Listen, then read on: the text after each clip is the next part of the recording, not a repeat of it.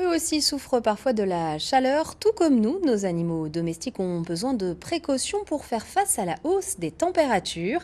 Alors comment prendre soin d'eux? Quelques conseils avec Styliana Pev et Olivier Bouillon.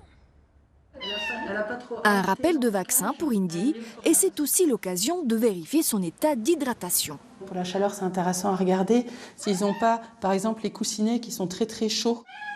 Avec la canicule, nos animaux de compagnie ne sont pas à l'abri d'un coup de chaleur. Et même si les chats souffrent moins que les chiens, pour le docteur François, il faut surveiller constamment leur comportement.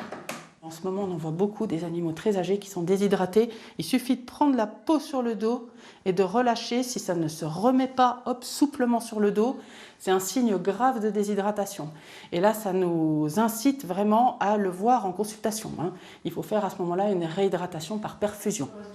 Ces derniers jours, les coups de fil de propriétaires inquiets sont quotidiens dans ce cabinet spécialiste des félins. Marie conseille au téléphone, mais dans les cas où l'animal est peu réactif, il faut agir vite.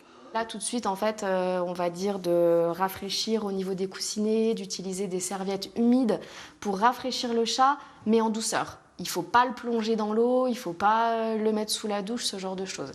À part les fontaines à eau et autres gadgets, pour inciter votre animal à boire, des astuces existent. Vous pouvez aussi lui préparer des glaçons.